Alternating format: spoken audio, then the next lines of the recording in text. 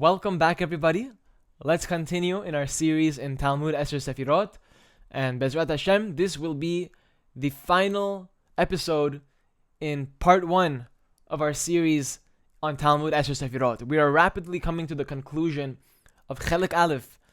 And I'm very excited for this class, as it should be a grand finale, weaving everything that we've learned together in this series thus far in a nice conclusion, a nice finale, bringing everything together. And Bezrat Hashem, we will start part 2 in a following class, maybe in a future series, which I will have to still choose when I'm going to start it. For sure it's going to happen, but we may be taking a small break in between this first part series and the next part. But without further ado, let's continue where we left off in Chelek Aleph, Perek Bet, Inyan Bet, Ot Hey. V'rosh ha'elyon shel hakav. I'm reading in the Etz Chaim the words of the Arizal before we jump into the commentaries by Rav Ashlag. Rosh ha'elyon shel hakav. The head of the kav, which is located at the top portion of the kav, nimshach min ha'Ein Sof atzmo. It extends from the Ein Sof himself. The head of the kav extends from the Ein Sof himself. V'nogabo. And it touches it. The head of the kav touches the Ein Sof. Omnam siyum hakav hazeh lemata besofo eino noga beor Ein Sof. But the bottom of the kav does not touch the light of Ein Sof. Let's take a step back and see a bird's eye view of what the Arizal is explaining. We know that Tzimtzum Aleph, the first contraction, was when Malchut of Ein Sof chose to say no to the light of Ein Sof. She diminished her desire to receive. She stood in front and prevented herself from receiving and fulfilling her Bechina Dalet, her greatest level of desire to receive. She sacrificed her Bechina Dalet, her phase 4, which is called the Malchut of her desire. The bottommost level, the greatest capacity of desire to receive. It was upon that very aspect that the Tzimtzum occurred. And the light withdrew from all 4 phases of the Malchut of Ein Sof. All 4 phases remain empty of light. A halal is formed, a void where there is totally no light, only darkness. Just vacant space, makom panui, that is now absent of light. Then, since the Malchut itself still wants to receive, because the Malchut is a kli, it's a vessel, and vessels want to receive. That's the very definition of a vessel. Ratzon lekabel. It has a will or a desire to get, to receive, to pull, to be fulfilled. That's the nature of Malchut. So even though she performs this act of restriction upon her own self, voluntarily, she wasn't forced to do it by anybody, even though she chose to do it by her own will, to say no to the light, still, she wants it. Even though she says no, she still desires to receive it. It's almost as if a person who wants to change a certain negative quality about themselves that's been hardwired into their subconscious, and so they try to prevent themselves from doing it, and they restrict and withdraw from acting upon that inclination. But that doesn't take away the fact that they still desire to do it. So similarly here, the Malchut of Ein Sof chooses to restrict her desire to receive the light of Ein Sof, thus causing the withdrawal of the light, and then she remains in a state of void, empty of light. But still, nevertheless, she wants to receive the light. However, since she restricted her capacity to receive on the Bechina Dalet, on phase number 4, It may be true that the phase 4 is not able to receive, since that's the aspect she restricted. But the first 3 phases, Bechinat Aleph, Bet, and Gimel, where in which the desire to receive is much weaker, it still belongs to the Malchut, but it's the more refined aspects of the Malchut that don't have such a great big desire to receive, and therefore they are still Ra'ui, fitting to receive the light. Whereas Bechinat Dalet is not Ra'ui to receive the light, because that is the aspect upon which she is restricting. That's the greatest desire to receive that she restricted. So now, the amount of light that she's able to receive after the Tzimtzum is only able to inhabit Bechinat Aleph, Bet, and Gimel. And that amount of light is what we call Kav. So the Bechinat Dalet still desires to receive, and it is she who pulls this Kav from the Ein Sof itself. The top of this Kav touches the Ein Sof, but the bottom of the Kav, down at its end, does not touch the light of Ein Sof. It stops just before entering the Malchut, the Bechinat Dalet of the Malchut, HaMetzumtzemet, after the contraction. That was just to remind you of what we've learned previously. Now let's jump into the commentary by Rav Ashlag on this idea that the head of the Kav touches the light, but the bottom of the Kav does not touch it. Hayinu bechina rishona midaled bechinot kinizkor la'ayl bedibur hasamuch. When it says that the head of the Kav touches the Ein Sof, this is in reference to Bechina Aleph. Bechina Aleph, the first phase, the most refined Bechina of the 4 Bechinot. We know that the 4 Bechinot are 4 levels of desire to receive. Bechinat Dalet, the 4th one, is the greatest amount of desire. Therefore, the previous 3 are weaker. Bechina Aleph, the first phase, is the weakest, has the most smallest amount, barely has any desire to receive whatsoever. It has, but only a very frail amount. And that's why it's called phase 1. And then Bechina Bet, Bechina Aleph corresponds to Chokhmah on the tree of life. When we're looking at the Sefirot, Bechina Aleph refers to Chokhmah. It corresponds to the letter Yud in the Shem HaKadosh, the letter Yud of the name of God. Then Bechina Bet has a little bit more desire to receive than Bechina Aleph. Bechina Bet represents Bina, has more aviyut, has more desire to receive, more pulling power than Chokhmah. This corresponds to the letter Hey, the first letter Hey in the Shem HaKadosh. Then Bechina Gimel has a little bit even more desire to receive, more aviyut, than Bechina Bet. So it's a descending chain from above to below. But the lower you go, the more desire to receive there is, which is why Bechina Dalet, the 4th and final phase, corresponds to Malchut. So we went from Aleph to Bet to Gimel to Dalet, Chokhmah, Bina, Zeir Anpin, and Malchut. Yud, Hey, Vav, and Hey.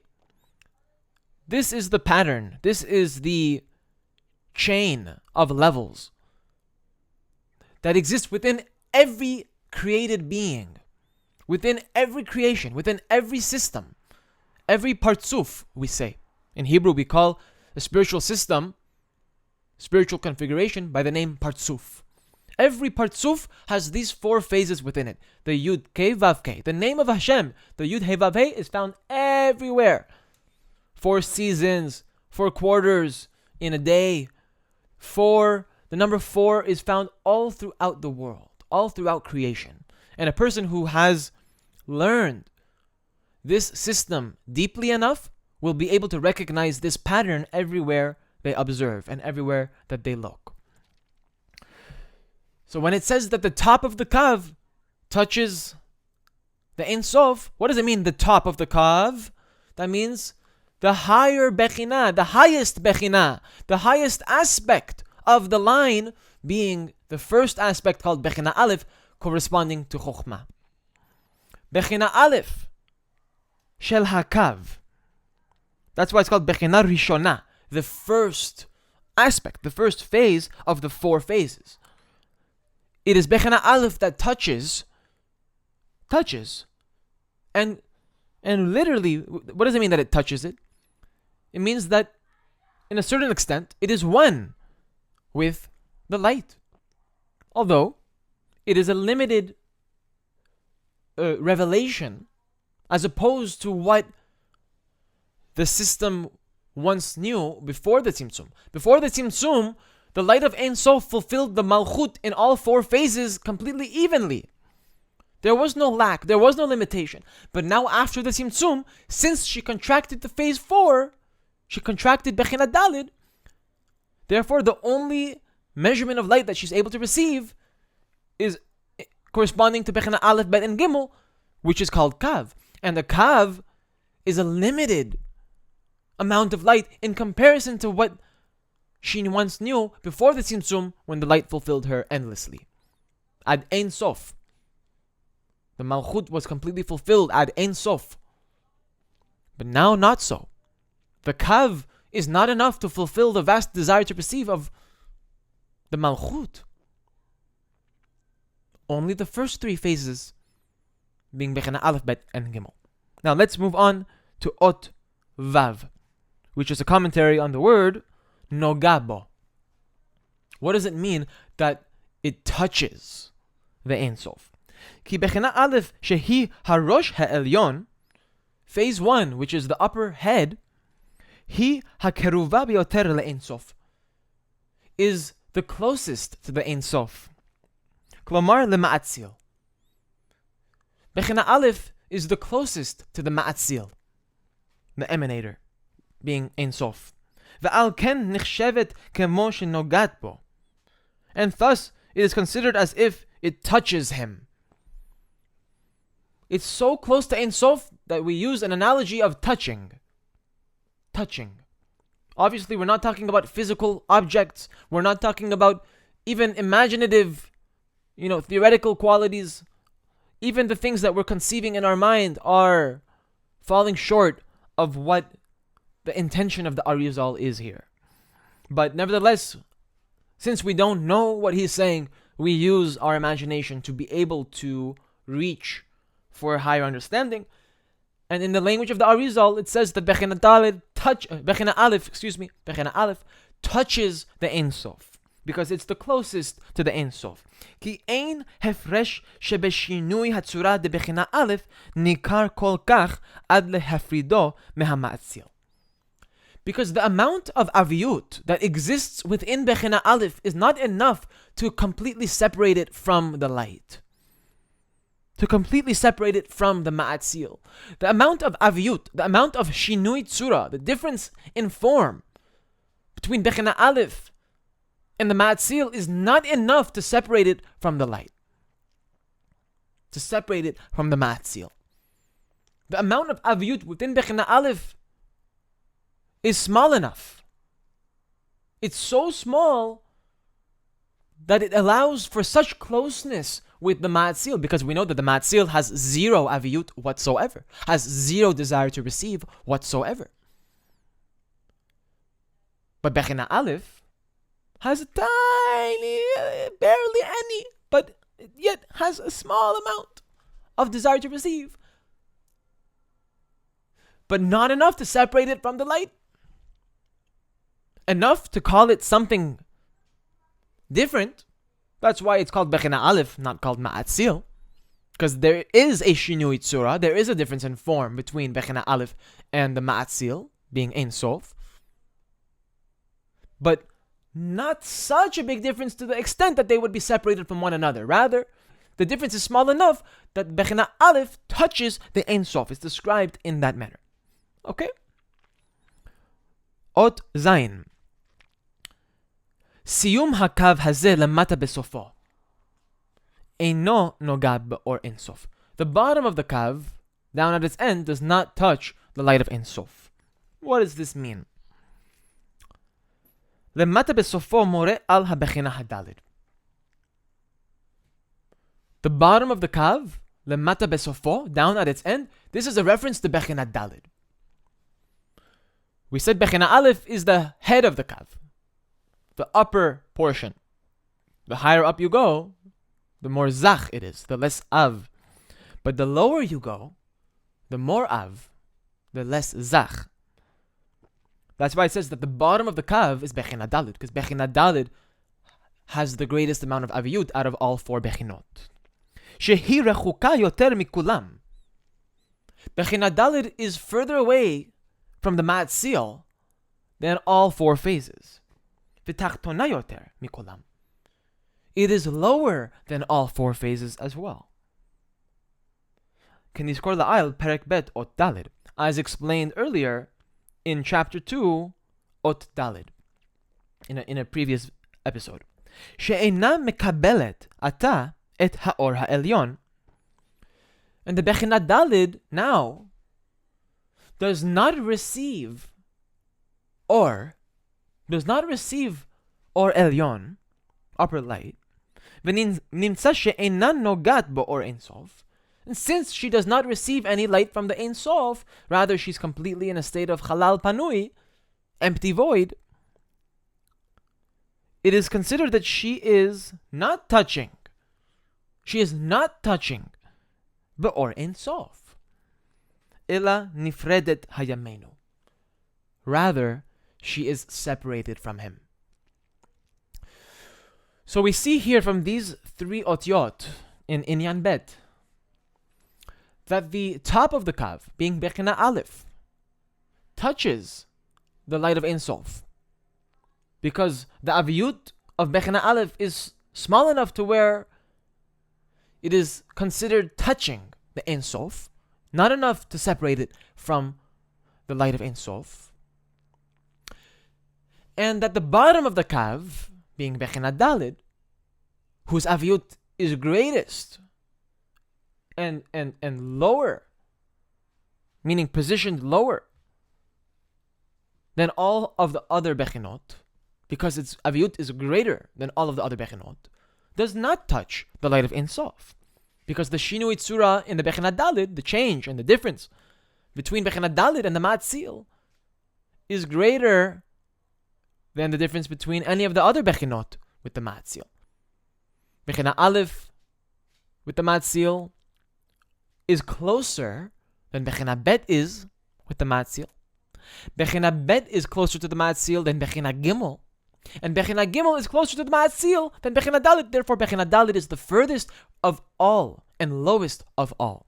Hence, why she is described as not touching the light of Ein Sof, and why she's described as being the lowest, positioned at the bottom of the kav, the part that does not touch the light of Ein Sof.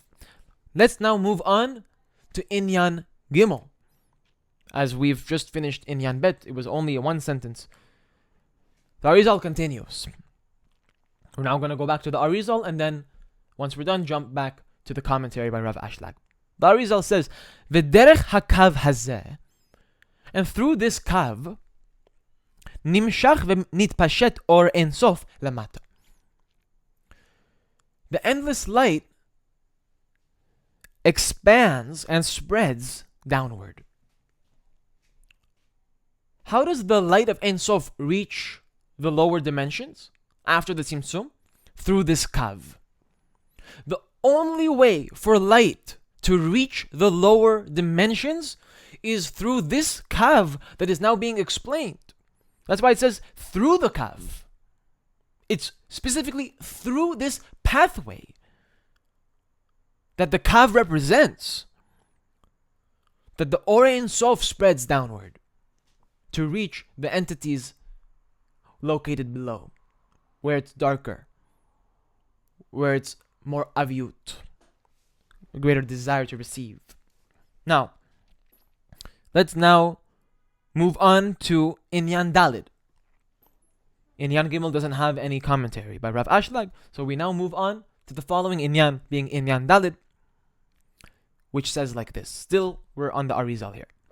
Ve'bemakom hachalal hahu, and within that void, being the void of the Malchut HaMetzumtzemet, Ha'atzil ve'bara ve'yatzar ve'asa, kol ha'olamot kulam,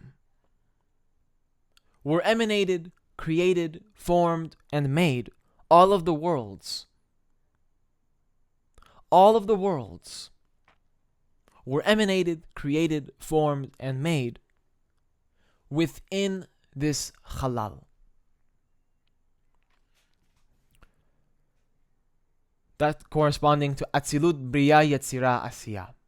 All of these four worlds that we're familiar with, the four olamot of Atzilut, Bria, Yetzira, Asiya, were made within the halal that remains after the Tzimtzum. The moment that the light left from the Malchut, it remained as a state of void of light. It was only now that the light left that it is now possible for the worlds to be created. The word olam means ha'elam, to conceal. So the very existence of an olam is only possible in a dimension where the light has been withdrawn to allow for concealment. There is no olamot in the Ein Sof. Rather, in the Ein Sof, yes, the olamot exist in the Ein Sof, but they are in a state of shlemut. They're not distinguishable. They're totally absorbed by the infinite light.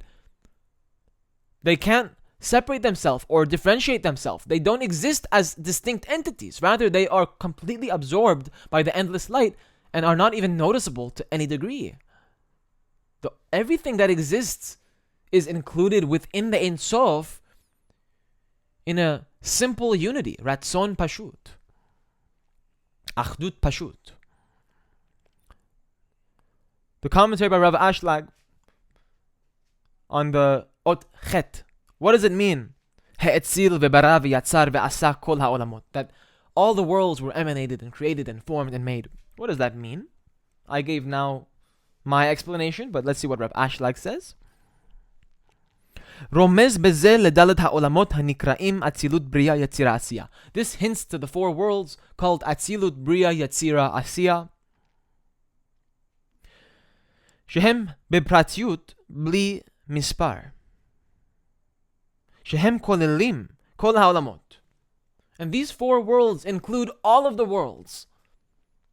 All of the olamot. There are more than just four olamot, because each olam has another four olamot. Don't forget, each olam has 10 sefirot. So there's 10 sefirot within the world of Atzilut. There's 10 sefirot in the world of Bria. There's 10 sefirot in the world of Yetzira. And there's 10 sefirot in the world of Asiya. So each world has its own ecosystem of 10 sefirot. But within each of these 10 sefirot, there's another 10 sefirot. So there are worlds within worlds within worlds within worlds until there is no counting. Infinitely. Ad ein ketz. No end. Atzilut has another four worlds. Bria has another four worlds. Yetzira has another four worlds. And Asiya has another four worlds. And each one of those sub-worlds, sub-energies, have another four worlds. On and on and on and on. The same way that the five levels of the soul, Nefesh, Ruach, Neshama, Chaya, and Yachida, each contain Pratyut. They contain more specific elements. There's Nefesh of Nefesh. There's Ruach of Nefesh. There's Neshama of Nefesh. Chaya of Nefesh. And Yachida of Nefesh. And so too there are 5 elements of the Ruach. And 5 aspects to the Neshama. And 5 aspects to the Chaya. And 5 aspects to the Yachida. So what's being explained here is that the 4 worlds of Atzilut, Bria, Yetzira, Asiya are made in the space of the Halal. But keep in mind that these worlds, these 4 worlds, include all of the worlds. Shehem Pratyut Bli Mispar, which exists within these worlds as Pratyut, details. When you zoom in, you find even more worlds within the worlds that we are familiar with. V'daled ha'olamot halalu nimshachim midaled ha'bechinot hanizkar la'al. And these four worlds correspond to the four bechinot. Mi bechina Aleph, Atzilut. Atzilut corresponds to bechina Aleph. Mi bechina Bet, Bria. Bria corresponds to bechina Bet. Mi bechina Gimel, Yetzirah. Yetzirah corresponds to bechina Gimel.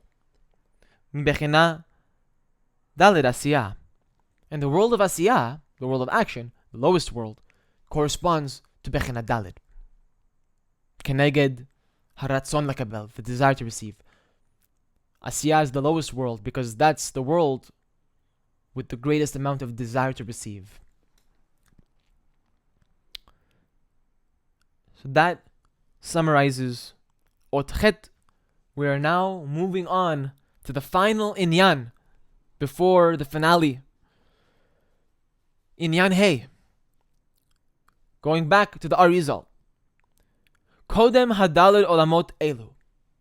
Before these four worlds, Hayah Ein Sof Hu Echad Ushmo Echad. Be'achdut HaPashut. Before these four worlds, the Ein Sof was in a state of Hu Echad Vishmo Echad. His name is one. He is one and his name is one. He is one and his name is one. That's the state of Ein Sof before these four worlds are made. Ba'achdut nifla v'ne'elam yitbarach. In a wondrous and concealed achdut, unity. Meaning everything existed in a beautiful, wondrous, concealed unity. A oneness. A composite of all things, all souls, all worlds. Everything was already existing, already included in the reality of the Ein Sof. She'ein koach afilu b'malachim hakrovim elav ve'ein lahem hasaga be'Ein Sof yitbarach. Where in which no force, even the closest angels to God, have any attainment in the Ein Sof, may he be blessed, whatsoever. The Ein Sof, which is reality before Tzimtzum Aleph, before the contraction happened, is so superior and so supreme and so wondrous and concealed and above comprehension and beyond understanding that even the angels that are closest to him, don't have any attainment, any grasp, any understanding of Ein Sof whatsoever. Ki ein shum sechel nivra sheyuchal lahasigo. Because there is no such thing as a created being that is capable of grasping him. Lihyot ki ein lo makom v'lo gvul v'lo shem. Because he has no place, no limitation, and no name. How's that for mysterious and mystical? The Arizal is explaining that before the four worlds, it was just Ein Sof. And you gotta understand, the Ein Sof is so beyond comprehension that even the angels don't understand them. Not only that, but no created being has the ability to grasp the Ein Sof. Because he has no place. He has no limitation and no name. Now for Rav Ashlag, which will conclude this series, part 1 of this series, until next time. Ot Tet. What does the Arizal mean when he says, before the four worlds existed? Kodem Hadalid Olamot. Rav Ashlag says, Shenikrat Atzilut Bria Yetzira Asiyah. We already know this is in reference to the four worlds. כי נזכור לעיל בדיבור הסמוך, אשר המה כוללים כל העולמות, which we know include all of the worlds. הנה קודם כל אלה, before all of this, before all of these worlds, דהיינו מטרם הצמצום, meaning before the tzimtzum, before the contraction took place, right? לא היו דלת בחינות אלו נבחנות בזו למעלה מזו. The four bechinot, which we know each correspond to one of the four worlds, did not exist. They were not considered as existing as one above the other. In a hierarchical way, where first is Bechina Aleph, then below Bechina Aleph is Bechina Bet, and then below Bechina Bet is Bechina Gimel, below Bechina Gimel is Bechina Dalid. A descending chain of light from above to below. Atzilut is above, Bria is below, Yetzira is below, Asiya is below. That organization, that hierarchical organization, is not considered to have existed before the Tzimtzum, as explained in Perek Bet Od Dalid. Ela besod ha'achdut ha'pashut. But rather they existed in a state of simple unity. Achdut pashut. Meaning, it's not that they didn't exist. This is a very important point. It's not that the worlds did not exist before Tzimtzum. Rather, they existed in the sod ha'achdut ha'pashut. They existed in the mystical secret of simple unity. They were one with the endless light in a way, bli shum hevdel bein hamadragot, that there was no difference between levels, ubein or lekli, or between the light and the vessel. The very concept of there being two entities, a light and a vessel, the very idea of two entities, of light and vessel, did not exist. Ela besod hu ushmo echad. Rather, everything existed in a state of him and his name were one. The light and the vessel were one. Kinizkor la'ayl ein sham heitev. As explained above, see there well. Perek bet ot dalid, if you want to reference it. He references it here if you want to see it for your own self. But we've talked about it before. That before Tzimtzum, all the worlds, all the souls, they did exist. It's not that they did not exist. They did exist, but in a state of simple unity, which is beyond differentiation between levels. There is no difference apparent between levels before the Tzimtzum. Ot Yud. What does the Arizal mean when he says, Hu echad ushmo echad? He is one and his name is one. That's what the Arizal said, that before the Tzimtzum, he is one and his name is one. Keep in mind that that's different than saying, Hu ushmo echad.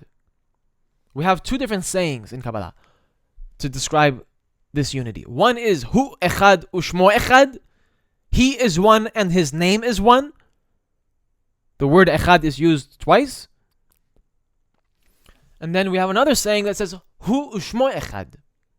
Him and his name are one, where the word echad is only used once. The Arizal here uses the first phrase, which we're unfamiliar with as of now, hasn't yet been mentioned in this book, that he is one and his name is one. What exactly does the Arizal mean by that? Rav Ashlag explains, Hu more al ha'or ha'elyon. This has already been explained previously. The word hu, hey vav aleph, which means him, or he in English, implies or refers to Or Ha'elyon, the upper light. Or Elyon. The light is called who? Him. Why is it called him? Why not her? Because the light is a giver, and the giver is always referred to as a masculine entity, masculine energy. Hence why it's called him, and his name are one. Him refers to the light. Vishmo, and his name, refers to the aspect of the desire to receive that is found by necessity there. Meaning that these two things are really one, and therefore the desire to receive is necessarily composed or included within the endless light. It exists in the center of the endless light. If you remember, one of the words that are used for Shmo, other than Ratzon Lekabel, and other than Malchut of Ein Sof, and other than Bechinat Daled, is Nekudam Tzayi, the central point. Why is it called the central point? Because the light is considered a circle, and the vessel is considered the center of the circle, the middle of the circle. So the light is all the surrounding light, circular light described earlier as Or Ha'agol Shalo, the circular light of Ein Sof. That's who? That's the light of him, the upper light, or Elyon. Vishmo, and his name, references the Kli. That's why the word Shmo is Gematria Ratzon.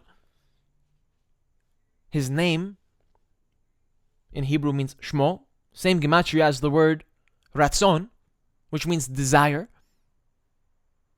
So what does it mean him and his name are one? That means him and his desire are one. What desire?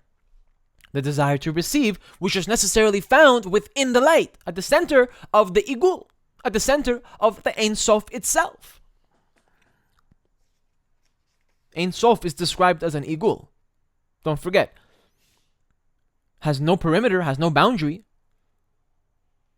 Imagine, if you can for a second, a circle without any limited perimeter. An endless circle whose side is nowhere to be found. It's endless. It just keeps going. But nevertheless, every circle must have a center. There's no end point in a circle except in the center. The concept of a central point is inherent to the definition of a circle. What's a circle? A shape that is equidistant from the center, from all angles. Equidistant from the center, from all angles. So therefore, we have these two components, him and his name, the light and the vessel. The round light, which is described in the shape of a circle, and the centerpiece, which is the desire to receive that light. The desire to receive found necessarily within the light. So, therefore, this has been explained. Perek Aleph Ot Lamed, in chapter 1 Ot Lamed. Ein litmaveh Ein Sham Heitev. You should not be confused. Go and read that for yourself. If you already forgot from the previous chapters, from the previous episodes of this series. That's why it says Shemo hu begimatria ratzon. The word Shemo, his name, is Gematria Ratzon. Romez al haratzon lekabel, hinting, referring to the Ratzon lekabel. We've got two more otiyot left. We're now on ot chaf.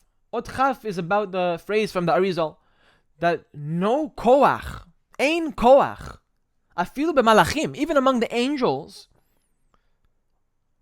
can attain the Ein Sof. What does it mean?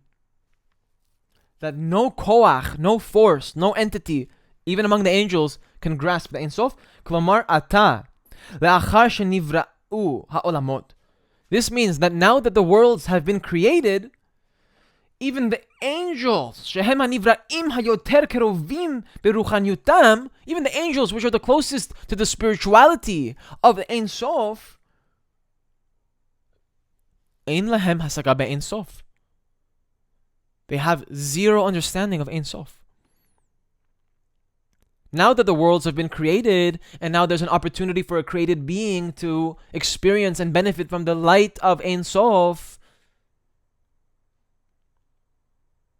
given that the creation is necessarily limited and the created beings have a capacity, they have boundaries, therefore, even amongst the highest of angels, there is zero attainment in the Ein Sof because Ein Sof is limitless. Ein Sof doesn't have any boundaries. So how can an entity with boundaries grasp something without boundaries? You might say, well, it can understand it according to a certain extent, to a certain level, to a certain capacity, to a certain limit. And I'll agree with you. That's possible. According to the capacity of the vessel, that's how well you're able to understand the endless light, and form this relationship with the infinite. But nevertheless, the vessel is always limited. Hence, why we are unable to grasp the totality of the light, which is called Ein Sof. Even the highest of angels have no grasp, no understanding of the Ein Sof. And finally, to conclude this first part of our series, once and for all, I don't know how many episodes it's been, I think 37 episodes, if I'm not mistaken. Rav Ashlag says, what does it mean when the Arizal says, Ein lo makom velo gevul velo shem, that the Ein Sof doesn't have a place, doesn't have a boundary, and doesn't have a name? Ki bihyot shem sham be'Ein Sof baruch hu sod hu shmo echad, because since in the Ein Sof everything is one, ve'ein makom ve'kli nikerem shem kol ikar kema shekutuv la'ayil. Therefore, there is no place and vessel that is apparent there at all. Since everything is one, hu shmo echad, and everything's even, there's no apparent differences between any levels. Therefore, there is no place, which means that there's no vessel, there is no boundary, there is no limitation that is apparent there whatsoever. A name, what's a name? A name is a definition. It's a boundary, it's a limitation. Therefore, there's no names in the Ein Sof. What's a makom? A makom is a defined area, a place. A definition has measurement. Such a thing doesn't exist in the Ein Sof. And gevul, boundaries, limitations, they don't exist in the Ein Sof. Hence why it says, Ein lo makom, he doesn't have a place. Ein lo gevul, he doesn't have boundary. Ve'ein lo shem, and he doesn't have a name. Because hu shmo echad, everything's one in the Ein Sof, kema shekatuv la'arel. As explained earlier, lefikach ein sechel nivra yachol lahasigo. Therefore, not a single created being, a mind, an intellect, no created intellect is able to attain him. Ki ein hasaga be'or bli kli. The final sentence wrapping up this series, because there is no attainment in the light without a vessel. Ein hasaga be'or bli kli. There is no way to understand the light, to receive the light, to attain the light, to grasp the light, to see the light, to feel the light without a vessel. And since there is no vessel in the Ein Sof, no apparent vessel, anyway, therefore there is no attainment, there is no grasping, there is no understanding that is able to receive the totality of the light. Ein hasaga be'or bli kli, because there is no attainment in the light without a vessel.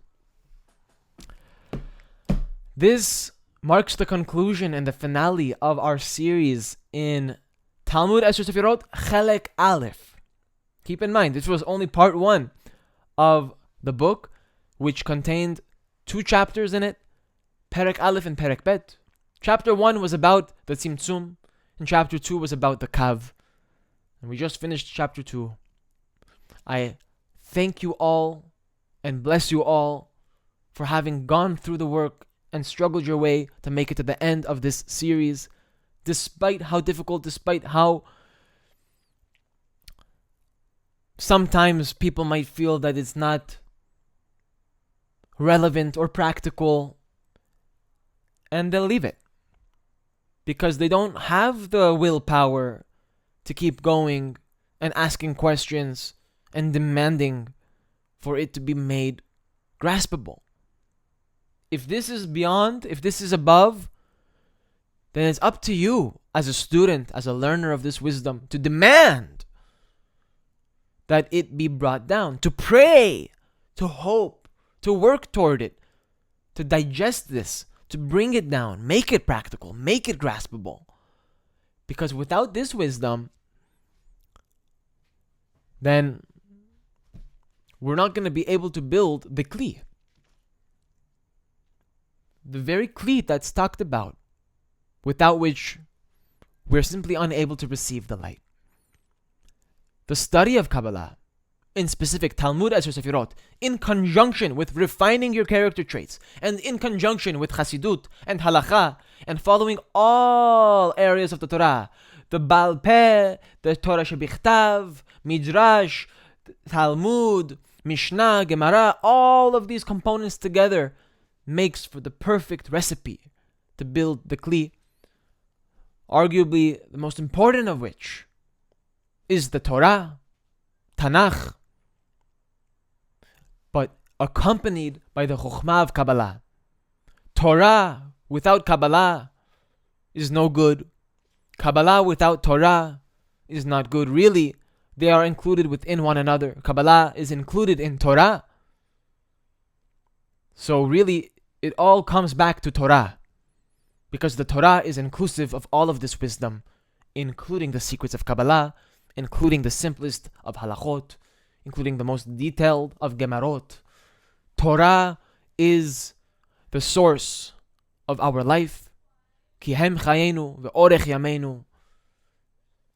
And it is upon us a duty, an obligation to toil day and night until we build that Kli, and at the end receive the light that we are worthy of. Thank you so much for joining me on this journey, and I'll see you in the next class.